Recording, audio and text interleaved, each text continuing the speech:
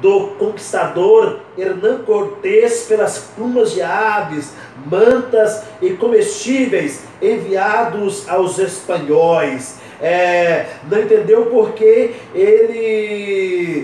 o conquistador Hernán Cortés e sua gente preferiam os vasilhames de ouro em lugar dos alimentos que ali estavam. Logo, os astecas então perceberam que os invasores não eram deuses e passaram a chamá-los de popolocas, que quer dizer bárbaros. Popolocas na língua asteca, que quer dizer bárbaros, porque o Hernán Cortés desprezou as plumas dos animais, desprezou os alimentos que por estes eram oferecidos a fim de agradar aqueles que eles pensavam que eram deuses, mas de repente devido à ganância, à avareza, devido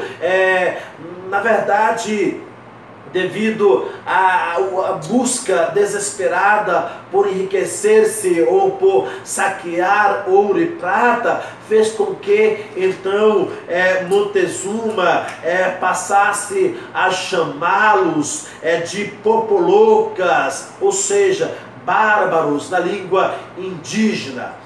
Olha só, para conseguir 20 mil quilos de ouro remetidos à Espanha, 20 mil quilos de ouro, não estou me referindo a 20 quilos, eu estou me referindo a 20 mil quilos de ouro para ser remetidos à Espanha entre os anos de 1503 a 1530. Claro que talvez poderia ter sido antes, mas antes disso não existem registros. Os espanhóis então saquearam, mataram e roubaram. Atenção, os espanhóis saquearam, mataram e roubaram. Os historiadores discutem o número dos mortos, mas ninguém nega a tragédia. Discute sim o número dos mortos, mas ninguém ousa negar a tragédia, ou negar a matança que ocorreu, o genocídio, o etnocídio que ocorreu por parte dos espanhóis, matando aos nativos da América, por parte dos europeus, porque se eu falo espanhol, estou sendo talvez um pouco injusto, por parte dos europeus que dizimaram a população nativa da América. Então, discute-se o número de mortos, mas não se pode negar a tragédia. Se a ilha de São Domingos tinha 8 milhões de habitantes em 1492, em 1514 restavam apenas 32 mil homens. Veja, pessoal, de 8 milhões de habitantes em 1492, em 1514 restavam apenas 32 mil homens.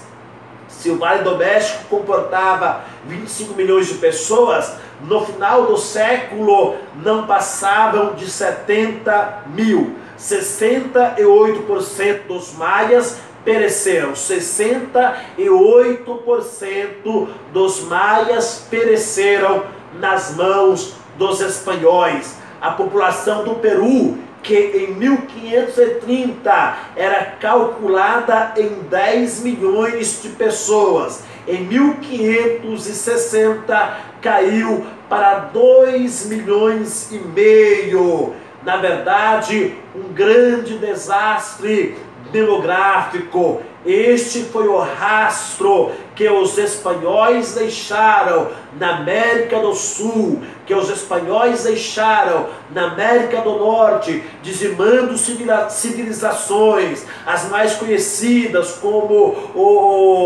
os incas, os maias, os astecas. Estas eram as mais conhecidas.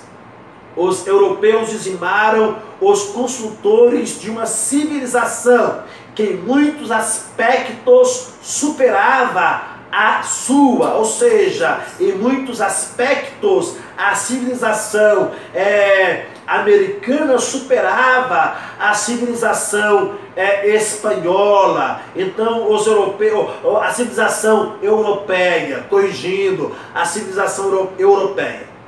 Olha só, eles então conseguiram desestruturar um sistema produtivo que permitia a alimentação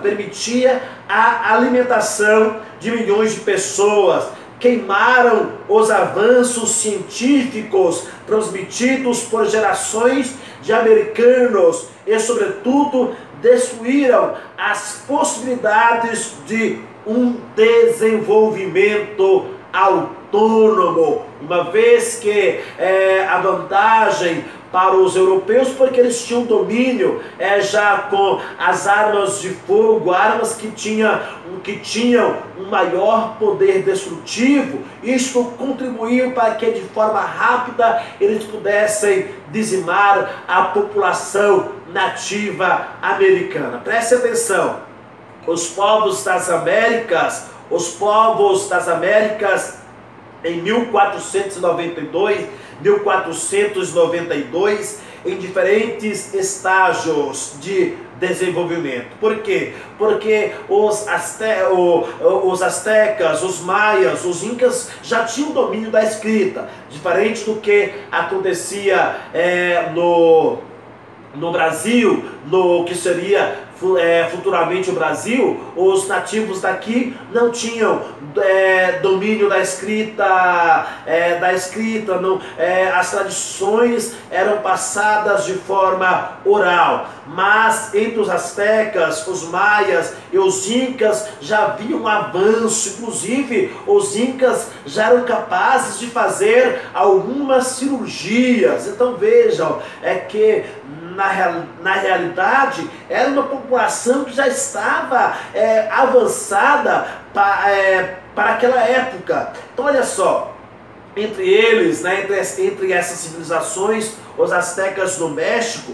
os maias na região central, Nicarágua, Guatemala, enfim, e os incas na América Andina atuaram como sintetizadores de culturas anteriores e ao mesmo tempo com focos irradiadores de civilização.